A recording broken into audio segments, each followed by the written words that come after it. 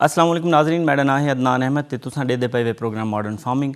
नाज़रीन, बहार दे मौसम दी आमद है ते ये मौसम खसूसी तौर ते पौधां दी शाख तराशी दा मौसम है ते असां मौसम दे एतबार नाल अज दे प्रोग्राम दा मौजू इंतखाब कीता है ते अज दे प्रोग्राम दा मौजू है फलदार पौधां दी शाख तराशी। ते ही हवाले नाल गल करन आस्ते साढ़े नाल मौजूद हैं जनाब डॉक्टर हफीज़ुर रहमान साहब। हफीज़ुर रहमान साहब जेहड़े NARCH प्रोजेक्ट फ्रूट कोआर्डिनेटर की हैसियत नाल फ़राइज़ सर अंजाम देने पैन।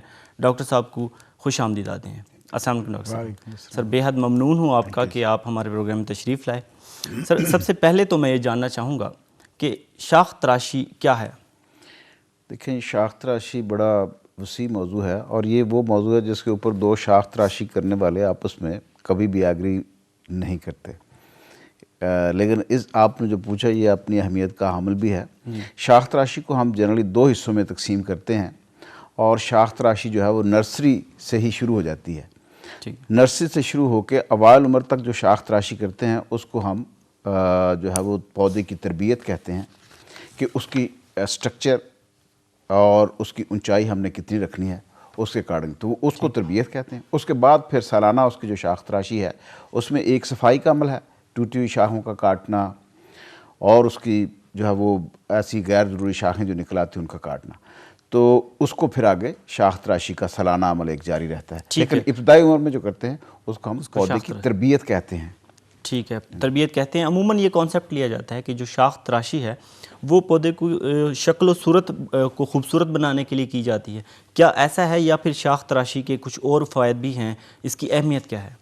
देखें, ये बिल्कुल सही कि ये इसका अमल तो शुरू हुआ कि बागात जो हैं उनकी अपनी एक खूबसूरती की हैसियत से, एनवायरनमेंट में अच्छा लगने की हैसियत से पौधे खूबसूरत नज़र आएँ। लेकिन इसका खाली यही नहीं है फ़ायदा। शाख तराशी जो है फिर बाद में इसने बहुत अहमियत इख्तियार कर ली इस हवाले से कि इसका ना सिर्फ ये कि पौधे की पैदावार के ऊपर असर है बल्कि इसका फल के म्यार के ऊपर भी असर है।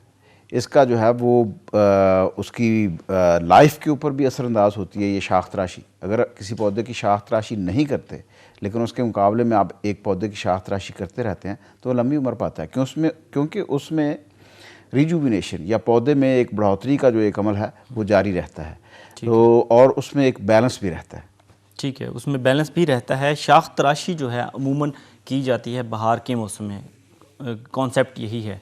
क्या बहार ही का मौसम शाख तराशी के लिए मौजू है या उसके अलावा कोई और मौसम भी हैं? देखें, फलदार पौधों को जिस तरह से हम तकसीम करते हैं दो हिस्सों में, उनके पत्ते जो है वो झाड़ने के अमल के हिसाब से एक, और एक वो जिनके पत्ते नहीं गिराते एक दम से सारे, उनको एवरग्रीन या सदाबहार पौधे कहते हैं। और वो पौधे जो अपने पत्ते एकदम से सर्दियों के दरमियान में या सर्दियों के आखिर में जाके गिरा देते हैं तो उनको हम पतझड़ वाले पौधे कहते हैं। तो दोनों पौधों की शाख तराशी का जो वक्त जो है वो मुख्तलिफ है।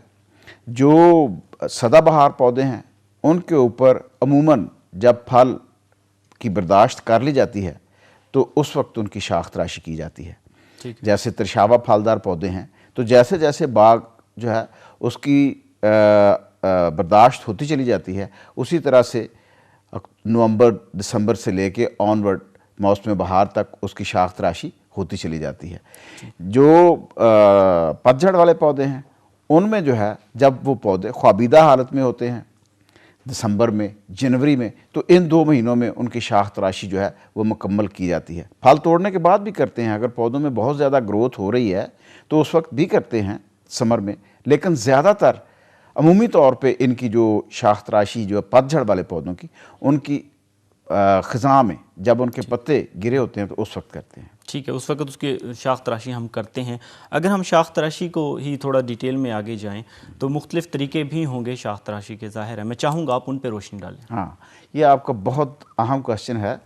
देखें, शाख तराशी जो है उसमें बिल्कुल है, क्योंकि हमने देखना ये है कि पौधे के अंदर प्रॉपर उसके अंदर तक रोशनी भी जाए, हवा का गुज़र भी उसके अंदर बराबर रहे, ताकि जो उसके ऊपर बाद में स्प्रे करने हैं किसी हार्मोन के, उसके ऊपर इंसेक्टिसाइड के, ये जो हशरात के ख़िलाफ़, इसी तरह से फफूंद को शद्वियात अगर स्प्रे करें तो उनकी पेनिट्रेशन भी उसके अंदर तक हो।